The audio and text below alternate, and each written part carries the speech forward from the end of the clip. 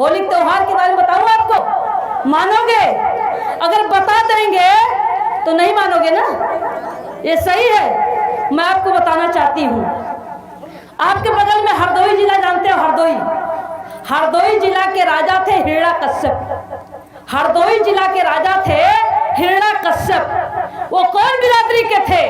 वो अनुसूचित जाति के थे, हमारे आपकी बिरादरी के थे, अनुसूचित जाति के थे हिरण्यकश्यप। और वो राजा हुआ करते थे। उनके राज्य में गरीब कमजोर गरीब था ही नहीं, सभी लोग बराबरी में रहा करते थे। और कुछ शरारती यही ब्राह्मण समाज के लोग उनके राज्य में पनपने नहीं पाते थे, वो हिलने नहीं पाते थे। इनको लगा कि साजिश के तहत हिरण्यकश्यप को कैसे परास्त किया जाए, लेकिन वो राजा था, हिरण्यकश्यप राजा थे, हमारे आपकी बिरादरी के थे। उनको परास्त करने के लिए ब्राह्मणों ने बहुत बड़ी छल करी, और छल के साथ क्या किया कि हिरण्यकश्यप का एक ही लड़का था प्रहलाद। हिरण्यकश्यप का एक ही लड़का था प्रहलाद, और प्रहलाद को उन्होंने फोड़ लिया। ब्राह्मणों ने फोड़ लिया, अपने छोटे बच्चों के साथ बच्चों को सिखला दिया कि जाओ और इसको अपने साथ में घुमाते रहो, टहलाते रहो, स्कूल में इसको पढ़ने न देना। और इसके बाद उसको पुड़िया पुकार खिलाना शुरू कर दिया, फिर उसको शराब पिलाना शुरू कर दिया। वो लोग पंडित लोग अपने लड़कों के साथ में उसको शराब पिलाना सिखला दिया। और जब वो शराब पीने लगा तो इतना शराब पीने लगा, इतना शराब पीने लगा कि उनके माँ बाप परेशान हो गए, तंग हो गए। हिरण्यकश्यप एक ही लड़का था प्रहलाद, वो इतना दरुहा हो गया कि हिरण्यकश्यप उनके माँ बाप दोनों परेशान हो गए। और परेशान होकर के कहे कि क्या किया जाए।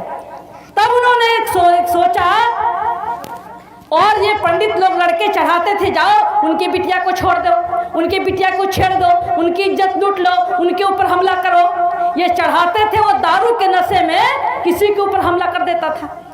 तो जब हमला करता था तो उनके परिवार के लोग माँ बाप जाते थे हिरण्यकश्यप से शिकायत करने के लिए कि आपका बेटा राजा साहब हमारे परिवार के ऊपर हमला कर रहा है, लगातार दारू पी करके गाली गलौज देता है, झगड़ा करता है, लड़ाई करता है, हम बहुत परेशान हो गए, किसी तरीके से अपने लड़के को कंट्रोल करो।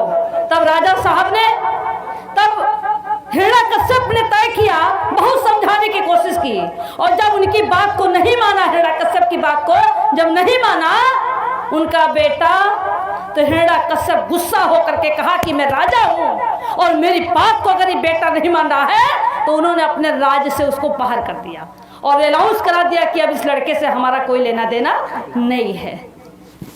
अब इस बात को लड़का बाहर रहने लगा। जब छोड़ दिए तो ये ब्राह्मण लोग फिर उसको और पिलाना खिलाना शुरू कर दिया। अब तो फ्री हो गया और खूब पिलाना खिलाना शुरू कर दिया। और जब खूब पिला खिला करके उसको और ज़्यादा पागल कर दिए तो हिरण्य वो बाहर ही रहता था।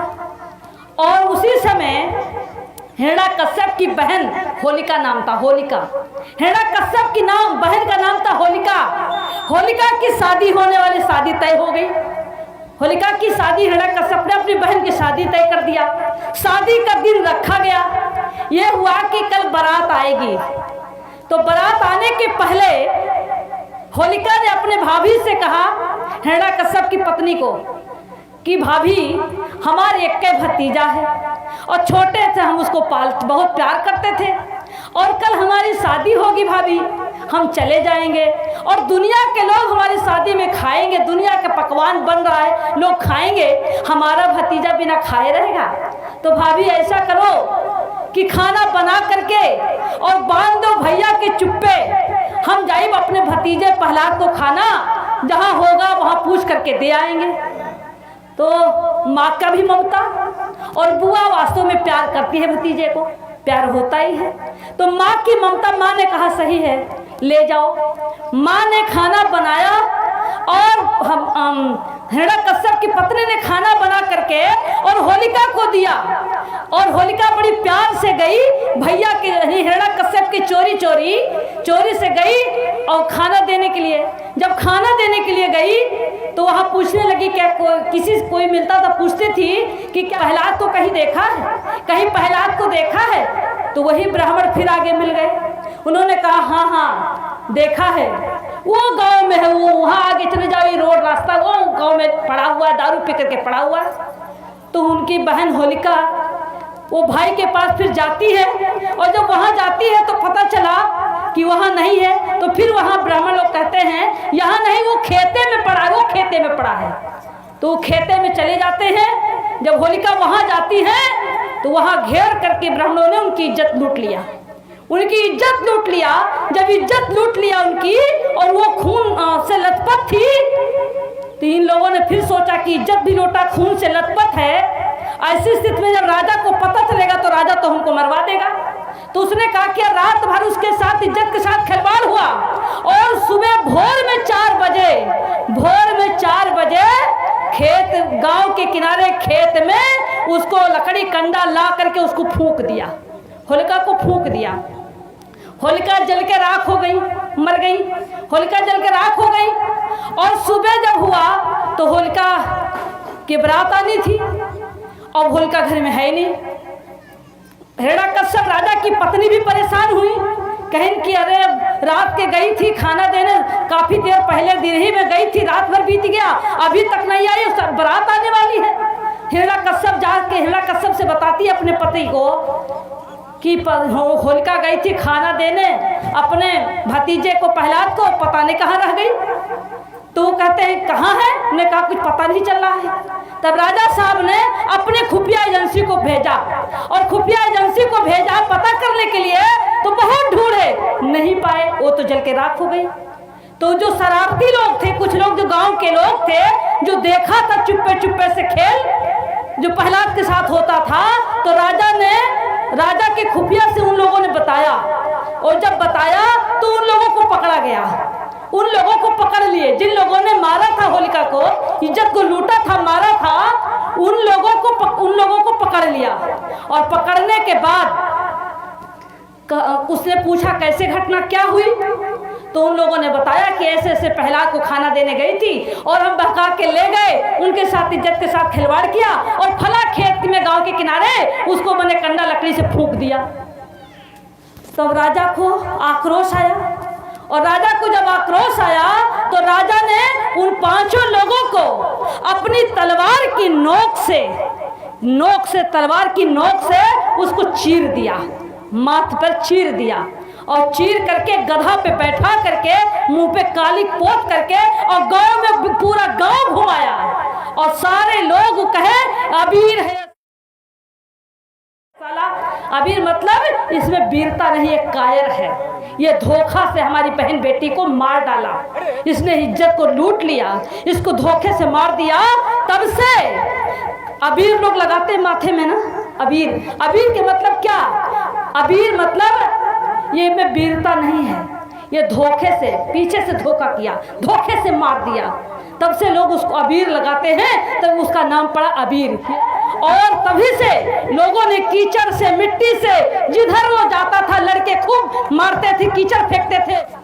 इसके बाद इधर हिरण्यकश्यप की पत्नी और उनकी माँ, उनकी बहन, गांव के पड़ोसी, सुबह भोर जब पता चलता है तो महिलाएं सब जाती हैं धूर का बुतावे खत्ती, होलिका माता बहनी हमार होली खेलन आई हो।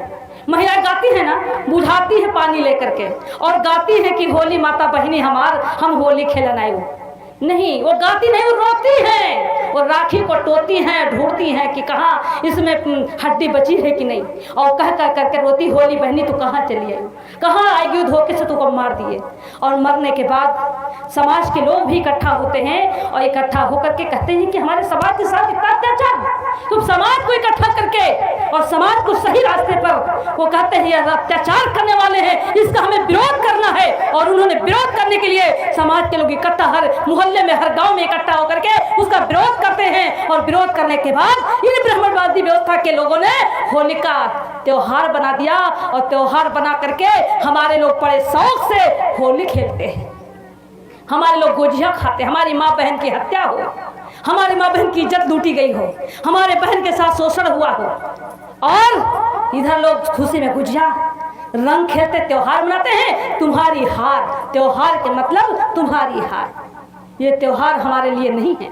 इसलिए भाइयों बहनों, हमको ये होली का त्योहार नहीं मनाना चाहिए। लेकिन हमारे लोग मानेंगे नहीं, हम कितना भी प्रयास करेंगे हमारी बात को मानेंगे नहीं। मैं आप लोगों से इसलिए कहती हूँ अपना इतिहास जानो, अपना इतिहास पढ़ो। इतिहास तो बहुत है, जितने त्योहार बनाए गए हैं, ये त्योहार हमारे महापुरुषों की हत्या हुई है। हमारे जिन लोगों ने संघर्ष किया, संत गुरु रविदास की हत्या हुई है कि नहीं हत्या हुई है? संत गुरु रविदास की हत्या हुई है ना, लोगों को पता ही नहीं है। आप उनके खानदान के हो, उनके परिवार के हो, बिरादरी के हो, नाज है, नहीं जानते हो। संत गुरु रविदास की करते हो। संत गुरु रविदास अपने समाज को जगाने का काम कर रहे थे और उस समय धोखे से सत्संग हुआ। उस सत्संग में संत गुरु रविदास जीत गए। जीत करके वापस लौट के आ रहे थे, रास्ते में भोर में इन्हीं व्यवस्था, ब्राह्मणवादी व्यवस्था के लोगों ने संत गुरु रविदास की हत्या कर दिया और हत्या करके गांव के किनारे फेंक दिया। और फेंकने के बाद जब पता चला, गांव की सुबह हुआ, पता चला तो हुआ कि रविदास गुरु की हत्या हो गई। किसने किया? तो फला लोगों ने किया। उनका भी अपमानित हुआ और इसके बाद वही लोगों ने त्योहार बना दिया।